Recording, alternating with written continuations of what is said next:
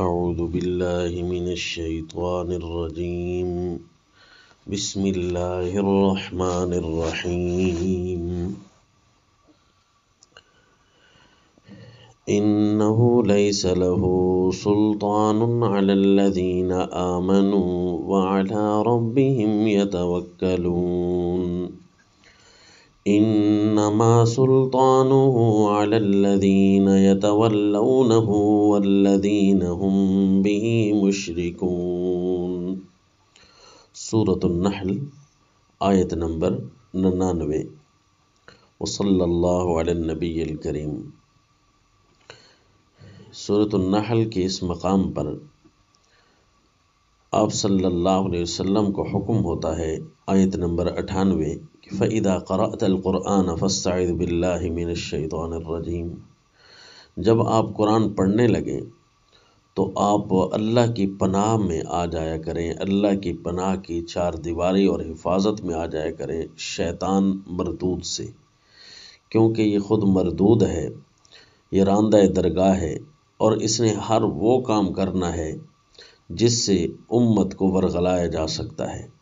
لہذا ساری امت کو بھی یہ سبق دیا گیا کہ قرآن پڑھتے ہوئے اللہ کی چار دیواری میں آنے کی دعا پہلے کریں کہ اے اللہ، کتاب اللہ پڑھ رہا ہوں، یہی قرآن ہی حفاظت کی چار دیواری ہے، مجھے اس میں صحیح طریقے سے رہنے کی توفیق عطا فرما۔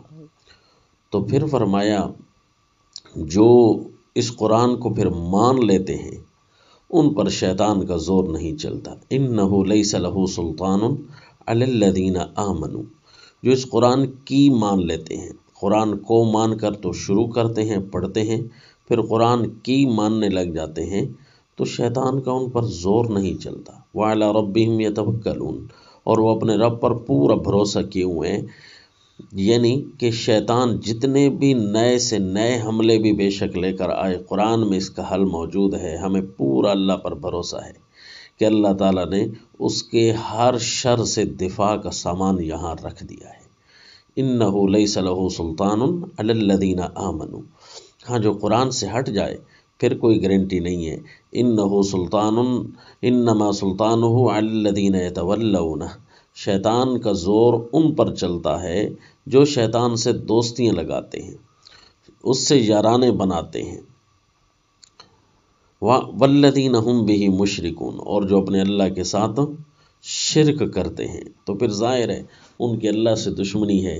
اب وہ اللہ کی کتاب پر اس طریقے سے ایمان نہیں لاتے، یا تو اللہ کے قرآن کو بھی نہیں مانتے، اللہ کے قرآن کی بھی نہیں مانتے، یا پھر اللہ کے قرآن کو مان لیتے ہیں لیکن اللہ کے قرآن کی نہیں مانتے، قانون اور دھندے اپنے ہی چلاتے ہیں، عقیدے اپنے ہی چلاتے ہیں۔ تو انما سلطانہ علی الذین یتولونہ، یہ انہی پر شیطان کا زور چلتا ہے، اور شیطان خود بھی کہتا ہے، سورہ صاد آیت نمبر 83 میں ہے کہ جب راندہ درگاہ ہو رہا تھا تو اس نے کہا تھا کوئی نہیں بچے گا الا عبادک منہم المخلصین، ہاں جو خالص تیرے بندے ہوں گے، جو صرف تیری مان کر چلیں گے، تو ظاہر ہے پھر میرا تو ان پر زور نہیں چلتا، پھر میں تو ان کو سبز باغ نہیں دکھا سکتا۔ اب یہ قرآن پاک کا عجیب امتیاز اور عجیب اعلان ہے کہ لوگو تم پر شیطان کا زور نہیں چل سکتا اگر تم قرآن کو مانتے رہے، اور اگر قرآن کو نہ مانا، قرآن کی نہ مانی، تو ظاہر ہے پھر شیطان اپنا زور دکھائے گا۔ اور کیسے دکھائے گا؟ شیطان نے 4 دفعہ چار طریقے اپنے بتائے تھے۔ سورہ القصص میں ہے کہ سورہ الاعراف میں ہے کہ شیطان نے کہا تھا کہ میں ان کو جو گمراہ کروں گا، میرا لاہ عمل یہ ہوگا، اشارہ کیا اس نے لاہ عمل کا، اور شکر ہے پھر اللہ نے ہمیں اس کی تفصیلات سمجھا دی، اسی قرآن میں سمجھائی۔ دیکھو قرآن کو ماننے والوں پر اور قرآن کی ماننے والوں پر کوئی شیطان کا زور نہیں چل سکتا۔ کتاب اللہ کے احکام ماننا یہ شیطان سے بچاؤ کا سب سے بڑا اور بہترین ذریعہ ہے۔ سورۃ الاعراف آیت نمبر 17 میں ہے کہ اس نے کہا ثم لآتینہم من بین ایدیہم ومن خلفہم وعن ایمانہم وعن شمائلہم ولا تجد اکثرہم شاکرین۔ اے اللہ، مجھے یہاں سے جب میں جاؤں گا تو میں ان کے سیدھے راہ پر بیٹھ جاؤں گا. لَأَقْعُدَنَّ لَهُمْ صِرَاطَكَ الْمُسْتَقِيمَ. سیدھے راہ سے سامنے سے کوئی آئے گا، میں سامنے سے آ کر رکاوٹ بن جاؤں گا، راہ پر چلنے نہیں دوں گا. ثُمَّ لَآتِيَنَّهُم مِّن بَيْنِ أَيْدِيهِمْ. ایک حملہ یہ کروں گا، کسی نے یہاں سے ہٹا لیا تو ومن خلفہم، پیچھے سے آ کر بھی کوئی حملہ کروں گا. وعن ایمانہم، دائیں سے بھی پکڑوں گا. وعن شمائلہم، بائیں سے بھی پکڑوں گا. جب میرے 4 حملے ہوں گے، لا تجد اکثرہم شاکرین، تو اکثر لوگوں کو قدردان نہیں میرا پائے، اپنا قدردان نہیں پائے گا، اکثر تیرے نافرمان ہوں گے. یہ تو اس نے اشارہ کیا کہ میں سیدھے راستے پر بیٹھ کر 4 حملے کروں گا. تو اب اس کے اس اشارے کو اللہ تعالیٰ نے تفصیلات سے بھی سمجھایا ہے، اور یہ اللہ نے اپنے قرآن میں سمجھایا، جس طرح سورہ بنی اسرائیل آیت نمبر 64 میں ہے کہ اللہ تعالیٰ نے اس کے لیے 4 جملے فرمائے.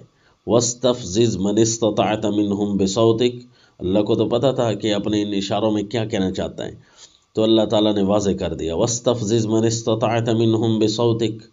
اور پھسلا لے تو ان میں سے جس پر تیری طاقت چلتی ہے، تیرا بس چلتا ہے، اپنی آواز کے ساتھ. وَأَجْلِبْ عَلَيْهِمْ بِخَيْلِكَ وَرَجْلِكَ. اور ان پر اپنے گھڑ سوار اور اپنے پیادے لے کر آ. وَشَارِكْهُمْ فِي الْأَمْوَالِ وَالْأَوْلَادِ. اور تیسرا فرمایا ان کی مال و اولاد میں شریک ہو جا، داخل ہو جا اندر، مال میں اور اولاد میں میری نافرمانی کروا ان سے. وَعِدْهُمْ. اور سبز باغ دکھا. اس کے اشاروں کو اللہ تعالیٰ نے یہاں پر اس کے سامنے واضح کر دیا تاکہ اسے پتہ تو چل جائے نا کہ تیرے سارے کے سارے جو حملے ہیں وہ ہمارے سامنے تو واضح ہی ہیں. وَمَا يَعِدُهُمُ الشَّيْطَانُ إِلَّا غُرُورًا. تو یہ اللہ تعالیٰ نے اس کے صرف کوڈ کو کھولا، جو اس نے کوڈ ورڈ استعمال کی تو اس کو اللہ تعالیٰ نے کھولا، اس کے پاسورڈ کو کھولا کہ تیرے کہنے کا مطلب یہ ہے. تو جو چھپا چھپا کر اشارے کر رہا ہے کہ میں 4 سیدھے راستے پر آ کر بیٹھ جاؤں گا اور 4 طریقوں سے ان کو راستے سے ہٹاؤں گا، وہ 4 طریقے پتہ ہے تیرے کون سے ہوں گے؟ وہ تیرے یہ ہوں گے: تیری آواز، تیرے گھڑ سوار، تیرے پیادے، تو مال و اولاد میں حملے کرے گا اور ان کو سبز باغ دکھائے گا. اب اس کے سامنے تو اللہ تعالیٰ نے اس بات کو تھوڑا سا کھولا، صرف اس کے اشارے کو اس کے منہ پر دے مارا، لیکن جب انسانیت کو سمجھایا تو اس کی باتوں کو مزید تفصیل کے ساتھ بتا دیا کہ یہ کیا کیا کام کرے گا. چنانچہ یہ سورۃ الاعراف کے اندر ہی جہاں اس نے کہا تھا نا کہ میں 4 سیدھے راستے پر آ کر بیٹھوں گا اور 4 طریقوں سے گمراہ کروں گا، تو اللہ تعالیٰ نے اسی سورۃ الاعراف آیت نمبر 26 میں اور یہاں سے شروع کر کے اللہ تعالیٰ 4 دفعہ یا بنی آدم یا بنی آدم سے خطاب کرتے ہیں. اس کا مطلب ہے اللہ تعالیٰ نے اس کے 4 طریقے بتا دیے اور اس کے سامنے بھی 4 الفاظ ارشاد فرمائے واضح کر کے. اب پہلا طریقہ کیسے، یعنی سامنے سے آ کر گمراہ کرے گا. یا بنی آدم قد انزلنا علیکم لباسا یواری سوآتکم وریشا. اے بنی آدم، ہم نے تمہارے لیے لباس نازل کیا جو تمہاری شرمگاہوں کو چھپاتا ہے اور تمہارے لیے زیب و زینت کا سامان ہے. وَلِبَاسُ التَّقْوَى. ظاہری لباس جس طرح سامنے سے نظر آتا ہے نا، اسی طرح لباس التقویٰ، یہ تقویٰ کا لباس بھی سامنے سے ہی تمہیں لے لے گا. ذَلِكَ خیر، یہی تمہارے لیے بہتر ہے. یعنی سامنے سے جو چیز حملہ آور ہوتی ہے وہ لباس، اس کا مطلب ہے لباس کے ذریعے جو ہے وہ اور ہماری اس پاک دامنی اور عفت کے ذریعے ہمارے اوپر حملے کرے گا اور بد کرداری وغیرہ میں ملوث کرے گا. ان سارے امور سے اللہ نے بچا دیا اور فرمایا یہ تھا اس کا سیدھے راستے پر آ کر بیٹھ کر سامنے سے حملہ کرنا. اور پیچھے سے حملہ کرنے سے کیا مراد ہے؟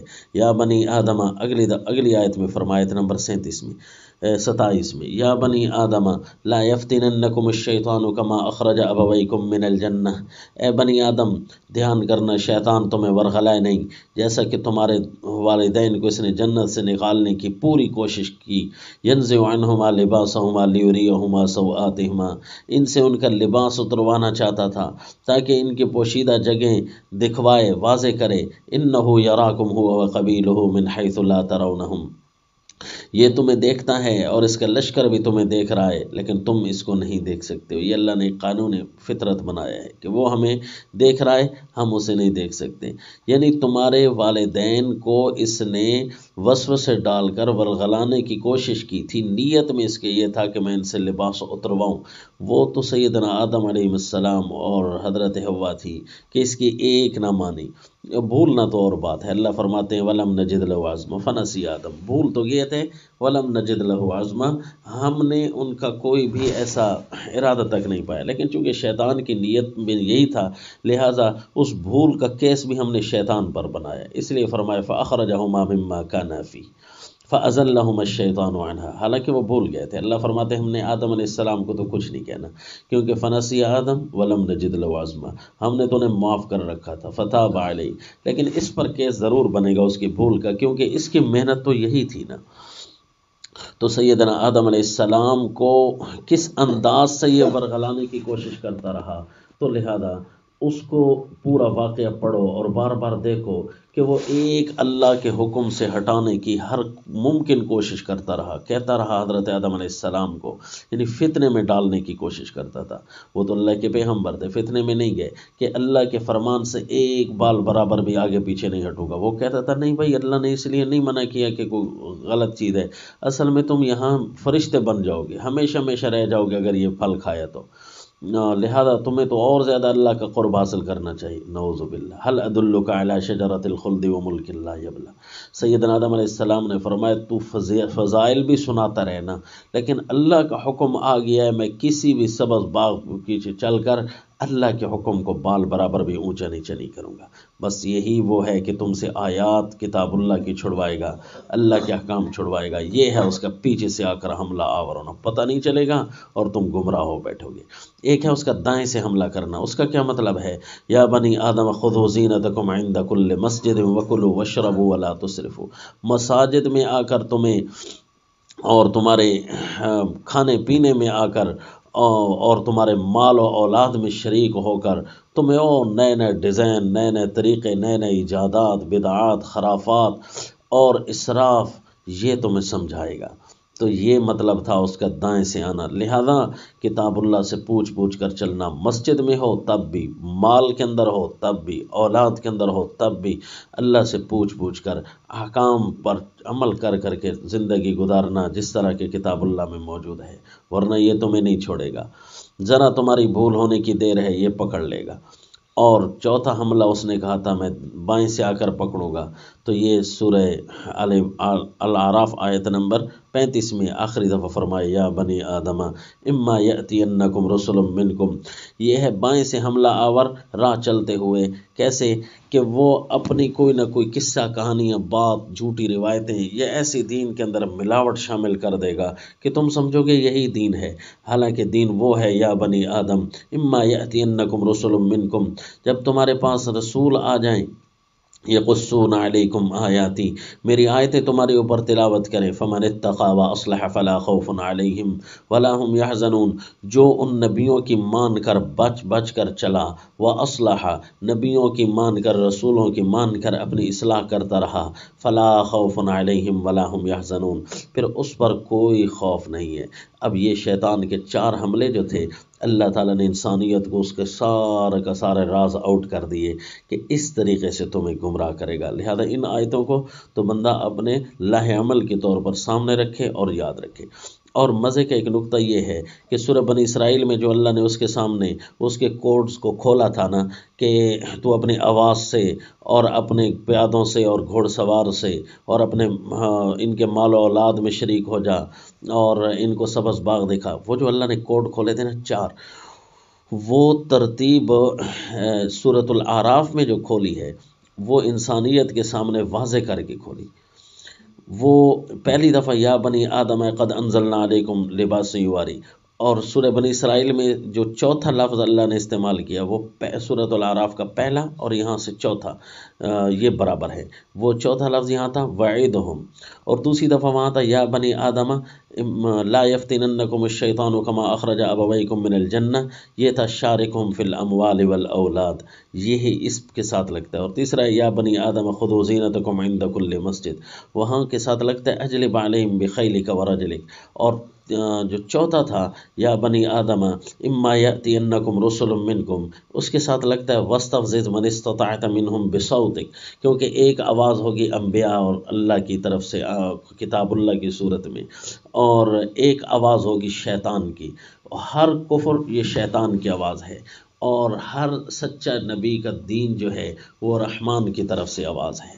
تو اب یہ سورہ بنی اسرائیل کے اندر اس ترتیب سے اس کے سامنے رکھا، اور جب انسانیت کو سمجھایا تو وہ بالکل صحیح طریقے سے جو ترتیب تھی اوپر سے نیچے آنے کی، اور یہاں سے آیت کے اندر نیچے سے اوپر گئے، کیونکہ یہ سورہ بنی اسرائیل ہے نا، اور بنی اسرائیل میں معجزہ معراج ہے نا کہ آپ صلی اللہ علیہ وسلم نیچے سے اوپر گئے، تو یہ بھی ایک عجیب سا نکتہ تھا کہ یہاں سے بھی آیت کو نیچے سے اوپر کی طرف دیکھنا ہے تاکہ شیطان کی چالیں بھی سمجھ آ جائیں۔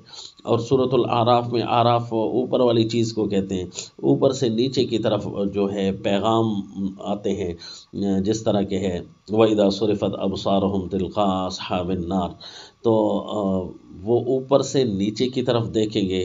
تو اسی طرح یا بنی آدم پہلے جس ترتیب سے تھا اسی ترتیب سے رکھا۔ سورہ بنی اسرائیل اور سورہ الاعراف کا یہ ایک عجیب علمی نکتہ ہے۔